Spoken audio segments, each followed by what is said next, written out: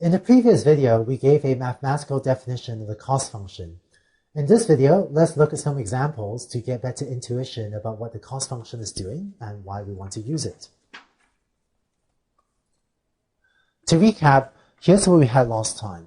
We want to fit a straight line to our data, so we had this form as a hypothesis with these parameters theta 0 and theta 1, and with different choices of the parameters, we end up with different straight line fits to the data, h of x like so.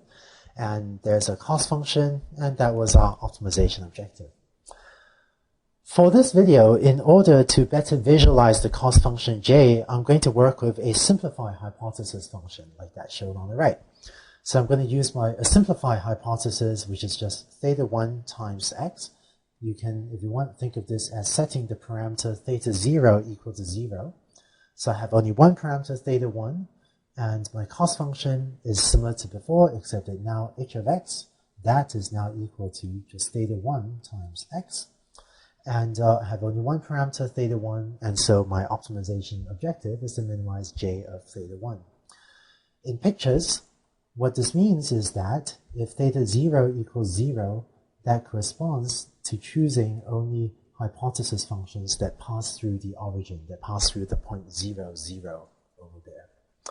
Using the simplified definition of a hypothesis and cost function, let's try to understand the cost function concept better.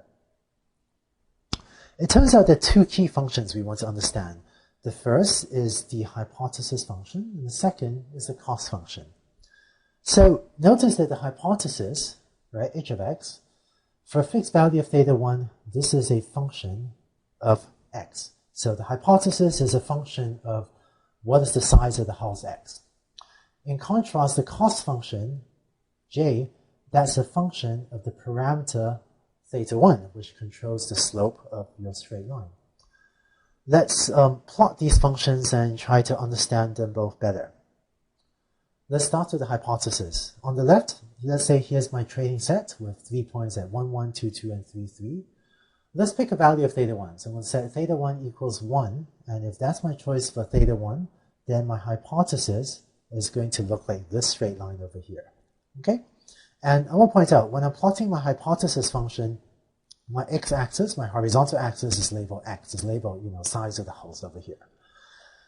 Now, I've temporarily set theta 1 equals 1. What I want to do is figure out, what is j of theta 1 when theta 1 equals 1. So let's go ahead and compute what the cost function is for the value 1. Well, as usual, my cost function is defined as follows, right? Sum over my training set of this usual squared error term. And this is therefore equal to this of theta 1 xi minus yi. And if you simplify, this turns out to be that 0 squared plus 0 squared plus 0 squared, which is, of course, just equal to 0. Now, inside the cost function, it turns out each of these terms here is equal to 0 because, for the specific training sets I have, where my 3 training examples are at 1, 1, 2, 2, 3, 3, if theta 1 is equal to 1, then, h of x, right, h of xi is equal to yi exactly. Let me write this better. Right? And so h of x minus y, each of these terms is equal to 0, which is why I find that j of 1 is equal to 0. So we now know that j of 1 is equal to 0. Let's plot that. What I'm going to do on the right is plot my cost function j. And notice, because my cost function is a function of my parameter theta 1, when I plot my cost function, the horizontal axis is now labeled with theta 1. So I have j of 1 is equal to 0. So let's go ahead and plot that. Going to end up with an x over there. Now let's look at some other examples.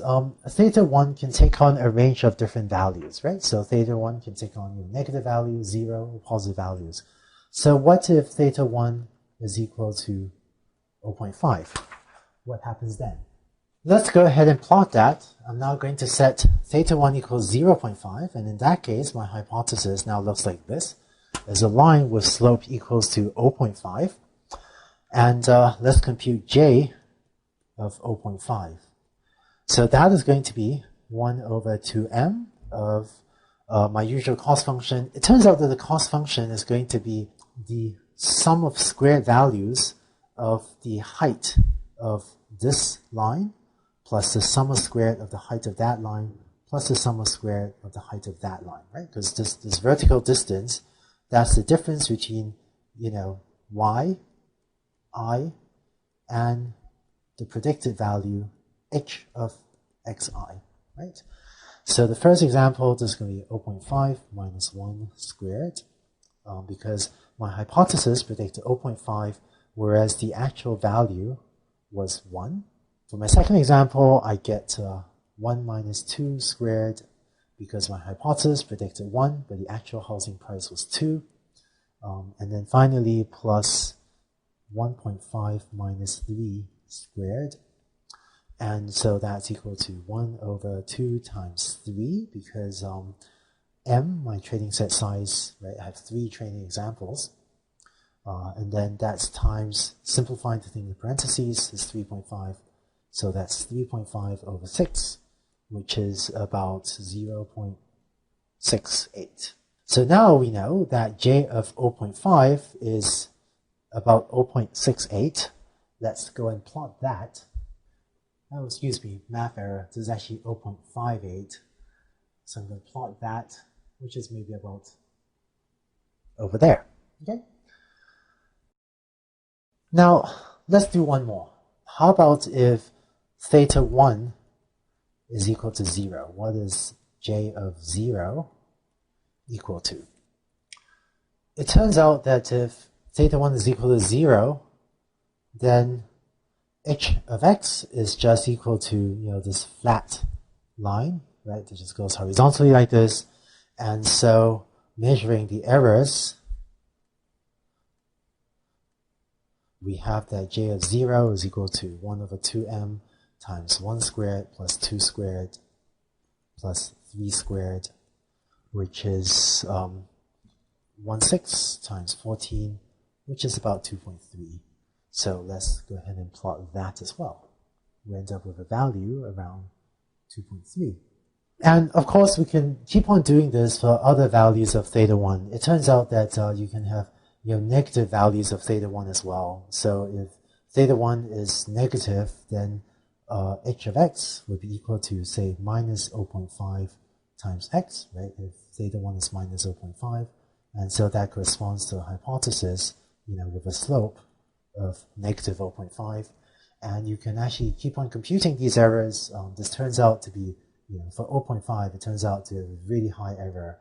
It works out to be something like 5.25 and so on. And for different values of theta 1, you can compute these things, right? And it turns out that you compute a range of values, you get something like that. And by computing the range of values, you can actually slowly trace out what this function, j of theta, looks like. And that's what j of theta is. To recap, for each value of theta 1, right, each value of theta 1 corresponds to a different hypothesis or to a different straight line fit on the left. And for each value of theta 1, we could then derive a different value of j of theta 1. And for example, theta 1 equals 1 corresponded to this straight line fit through the data, whereas theta 1 equals 0.5, this point, shown in magenta, corresponded to maybe that line, and theta 1 equals 0, which I'm going to show in blue, that corresponds to this horizontal line, right? So for each value of theta 1, we wound up with a different value of j of theta 1, and we could then use this to trace out this plot on the right. Now, remember, the optimization objective for our learning algorithm is we want to choose the value of theta 1 that minimizes j of theta 1, right? This was our objective function for linear regression. Well, looking at this curve, the value that minimizes j of theta 1 is, theta 1 equals to 1. And lo and behold, that is indeed the best possible straight line fit through our data by setting theta 1 equals 1. And just for this particular training set, we actually end up fitting it perfectly. And that's why minimizing j of theta 1 corresponds to finding a straight line that fits the data well. So, to wrap up, in this video, we looked at some plots to understand the cost function. To do so, we simplified the algorithm so that it had only one parameter theta 1, and we set the parameters theta 0 to equal to 0. In the next video, we'll go back to the original problem formulation and look at some visualizations involving both theta 0 and theta 1, that is, without setting theta 0 to 0.